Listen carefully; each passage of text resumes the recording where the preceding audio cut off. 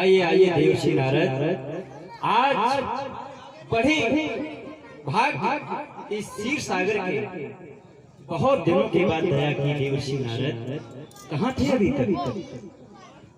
महाराज अभी तक मैं कंदराव में तपस्या कर रहा था और तपस्या करते करते इंद्र भगवान हमसे जलने लगे और उन्होंने वहां पर अपने दूतों को भेजा मेरी तपस्या भंग करने के लिए। तो मैं कहना चाहता हूं, कहे देवर्षि नारद, आज आपके मुखारविंद पर एक विशेष प्रकार की आभा सुशोभित हो रही है, एक विशेष प्रकार की चमक आपके मुखमंडल पर दिखाई दे रही है देवर्षि नारद। कुछ विशेष कारण लगता है, कहें देवर्षि नारद, अपने मन के उद्गार प्रकट करें देवर्षि नारद।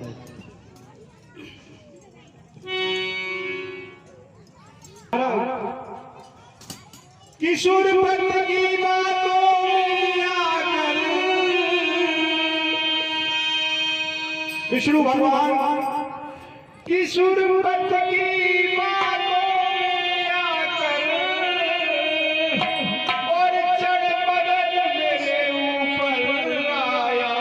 अच्छा, चढ़ बदल मेरे ऊपर आया और पद विजय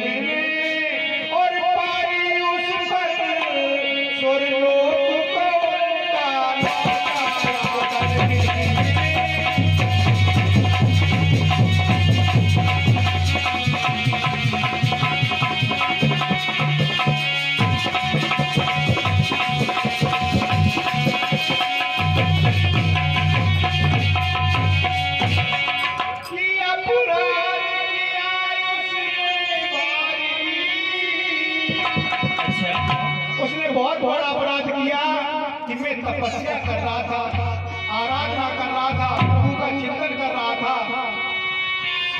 कि अपराध किया उसने भारी और पर फिर चरना में आन पड़ा और कर दिया क्षमा और मेरे मुझको लाचार बड़ा जब वो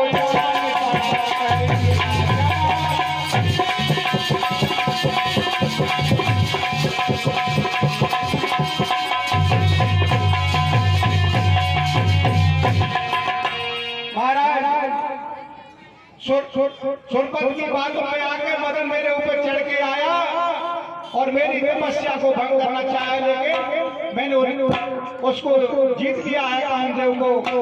ये मैं बात सुनाने बहुत सुंदर देवर्षि नारद जीता है। ये कोई साधारण बात नहीं है। काम से संसार का कोई भी व्यक्ति जीत नहीं पाया। काम कुसुम धन सायक लीने सकल भुवन अपने बस में। केवल फूलों के बाण से कामदेव ने सारे संसार को अपने बस में कर रखा है और आपने उस पर विजय प्राप्त की।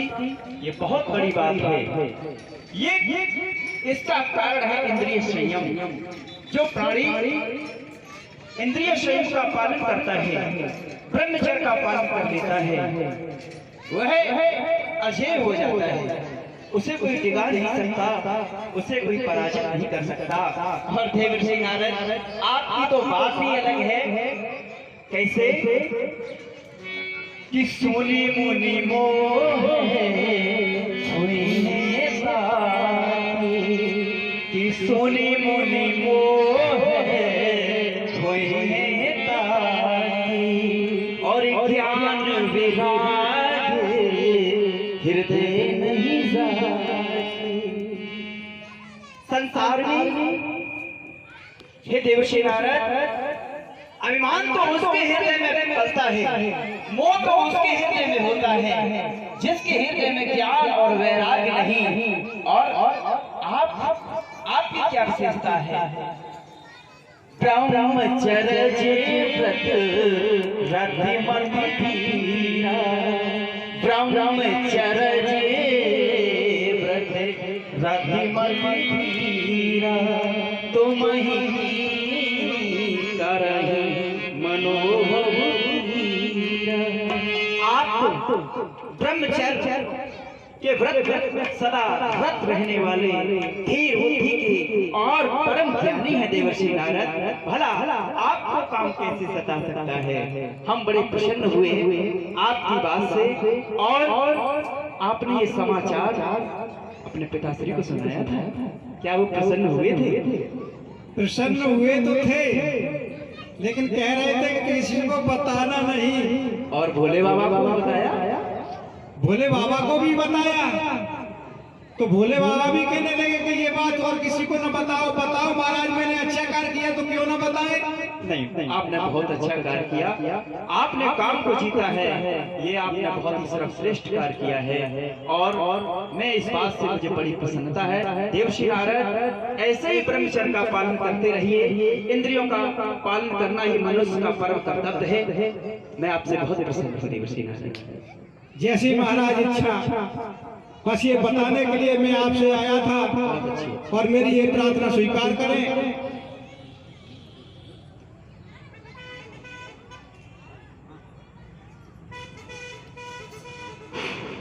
आप सभी ने देखा कि देवर्षि नारद ने मुझे काम को जीतने का वृत्तांत कह सुनाया। बड़ी प्रसन्नता हुई मुझे, और होनी भी चाहिए, क्योंकि देवर्षि नारद ही बड़े ही धीर बुद्धि के परम ज्ञानी ब्रह्मचर्य पालन करने वाले। और लेकिन कहीं न कहीं नारद के हृदय में मैंने देखा करुणा मन दीख विचारी उरे अंकरेउ करते तरभारी। मैंने देखा कि नारद ने कार्य तो बहुत अच्छा किया, लेकिन नारद के हृदय में अभिमान का बहुत ही भारी वृक्ष उगाया है। और अभिमान मनुष्य के लिए अच्छा नहीं है व्यास जी। अभिमान से मनुष्य का नैतिक पतन होता है।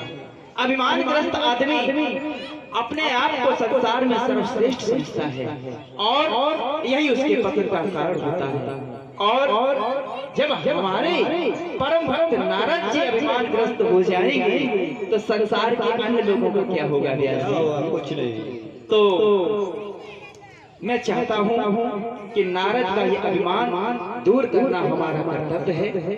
और इसके लिए मैं उस वृक्ष को, जो अभिमान का वृक्ष नारद के हृदय में उगाया है, उसके लिए व्यास जी कि बेसमय में सो तारी बुखारी और बने हमारे सेवक वही भिखारी। मैं उस अभिमान को जड़ समूह उस वृक्ष को मैं उखाड़ फेंकूंगा। और क्योंकि हमारा प्रण ही अपने भक्तों के हित में होता है, इसीलिए मोने हित करो मोने हित करो कौतिक हो अवश्य उपाय जिससे मुनि का भी हित हो जाए और मेरा भी कुछ खेल हो जाए, मुझे वही करना चाहिए। और ये उपाय मैं अवश्य करूंगा। नारद को अभिमानग्रस्त होने से बचाने के लिए मुझे माया का प्रयोग करना होगा।